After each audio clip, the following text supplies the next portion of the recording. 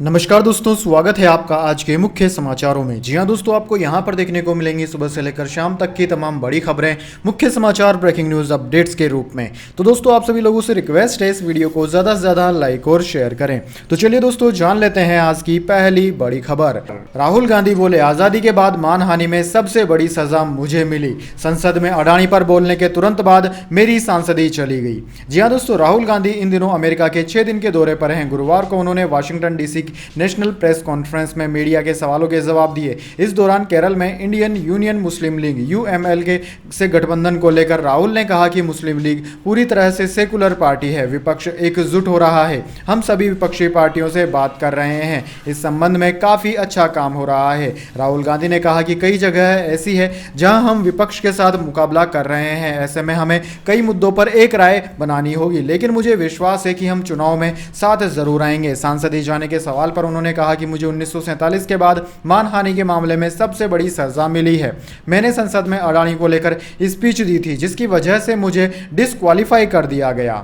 इसके बाद दोस्तों, अगली बड़ी खबर। खाप पंचायत का सरकार को अल्टीमेटम, 9 जून तक ब्रजभूषण सिंह की हो गिरफ्तारी, नहीं तो जंतर मंतर पर देंगे धरना। जी हां दोस्तों, दिल्ली में आंदोलन कर रहे पहलवानों के समर्थन में खाप पंचायत के आयोजन में किसान नेताओं ने केंद्र सरकार को चेतावनी दी है कि 9 जून तक कुश्ती संघ के प्रमुख ब्रजभूषण शरण सिंह को गिरफ्तार किया जाए या फिर दिल्ली में तेज विरोध का सामना करने के लिए तैयार रहें। खाप पंचायत में कहा गया है कि 9 जून के बाद जंतर मंतर पर धरना दिया जाएगा। कुश्ती फेडरेशन के प्रमुख ब्रजभूषण शरण सिंह के खिलाफ लड़ाई में भारत के टॉप एथलीटों का समर्थन कर रहे किसान नेताओं ने केंद्र को एक नया अल्टीमेटम दिया है कि उन्हें गिरफ्तार करे या बड़े विरोध का सामना करे। दोस्तों, आपकी जानकारी के लिए बता दें, बीजेपी सांसद ब्रजभूषण शरण सिंह पर यौन उत्पीड़न और डराने धमकाने के आरोप लगे हैं। पहलवानों का आरोप है कि उन्होंने एथलीटों का यौन उत्पीड़न करने के लिए भारतीय कुश्ती महासंघ WFI के प्रमुख के रूप में अपने पद का दुरुपयोग किया है। इसके बाद दोस्तों, अगली बड़ी खबर।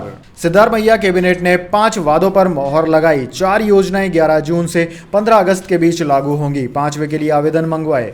जी हां दोस्तों, कर्नाटक में कांग्रेस की सिद्धारमैया सरकार ने चुनाव से पहले किए गए 5 वादों पर कैबिनेट मीटिंग में मोहर लगा दी है। राज्य सरकार ने शुक्रवार को हुई मीटिंग में इन वादों को इसी साल 11 जून से लागू करने की घोषणा की है। दोस्तों, सिद्धारमैया ने कहा कि कैबिनेट ने जाति या धर्म का भेदभाव किए बिना 5 गारंटियों को लागू करने का फैसला किया है। मैंने और deputy CM DK Shiv Kumar ने गारंटी कार्ड पर साइन कर दिए हैं। हमने इसकी टाइमलाइन भी तय कर दी है।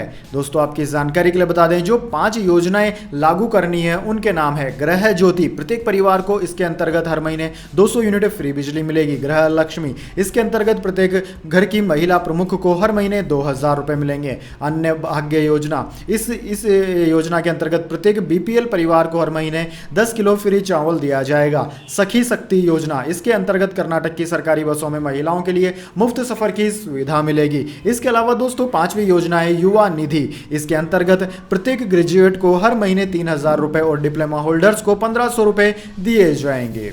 इसके बाद दोस्तों, अगली बड़ी खबर। मनीष सिसोदिया की जमानत पर फैसला सुरक्षित। दिल्ली हाईकोर्ट ने बीमार पत्नी से मिलने की इजाजत दी, मीडिया मोबाइल से दूर रहने को कहा। जी हां दोस्तों, शुक्रवार को दिल्ली हाईकोर्ट में ED केस में मनीष सिसोदिया की जमानत याचिका पर सुनवाई हुई। इस दौरान कोर्ट ने सिसोदिया को शनिवार सुबह 10 बजे से शाम 5 बजे के बीच बीमार पत्नी से मिलने की इजाजत दे दी है, यानी कि मनीष कल अपने घर जा सकेंगे, लेकिन पुलिस उनके साथ मौजूद रहेगी। कोर्ट ने यह भी कहा है कि वह मीडिया से बातचीत, मोबाइल या इंटरनेट का इस्तेमाल नहीं करेंगे, न ही परिवार के सिवाय किसी और से मिलेंगे। जस्टिस दिनेश शर्मा की बेंच ने सिसोदिया और विजय नायर दोनों की जमानत पर फैसला सुरक्षित रख लिया है।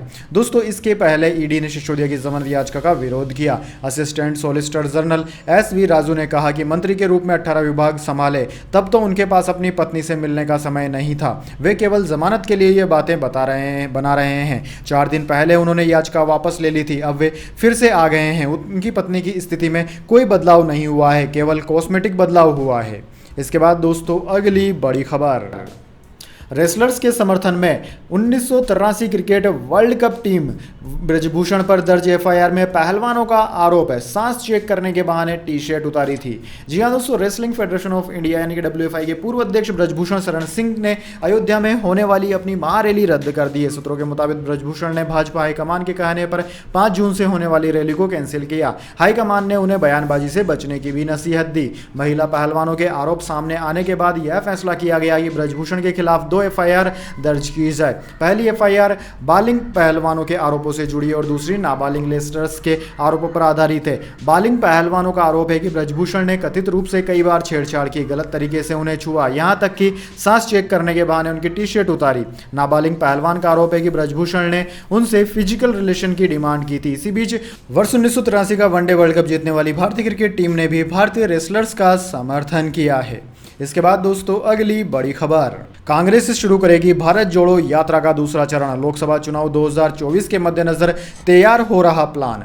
जी हां दोस्तों, कांग्रेस नेता राहुल गांधी कन्याकुमारी से कश्मीर तक अपनी भारत जोड़ो यात्रा का पहला चरण पूरा कर चुके हैं। कर्नाटक विधानसभा चुनाव में हाल ही में मिली जीत के बाद कांग्रेस इस राज्य के प्रभाव को सकारात्मक नजरिए से देख रही है। इसी के चलते राहुल गांधी की भारत जोड़ो यात्रा के दूसरे चरण का कार्यक्रम 2024 के लोकसभा चुनाव को ध्यान में रखकर तैयार किया जा रहा है। पार्टी की रणनीति है कि यात्रा चुनाव से ठीक पहले खत्म हो ताकि इससे बने माहौल का भरपूर फायदा उठाया जा सके। कांग्रेस के शीर्ष नेता मानते हैं कि भारत जोड़ो यात्रा के पहले चरण में कांग्रेस नेता राहुल गांधी की देश के सामने एक नई छवि उभरी है। इसी के चलते दूसरे चरण की यात्रा में एक बार फिर राहुल सड़क पर उतरने वाले हैं। भारत जोड़ो यात्रा के दूसरे चरण में राहुल पूर्व से पश्चिम की यात्रा कर सकते हैं। अरुणाचल प्रदेश से शुरू होकर यह यात्रा गुजरात के पोरबंदर पहुंचकर समाप्त हो सकती है। हालांकि पहले इसके पोरबंदर से शुरू होने की खबरें आई थी।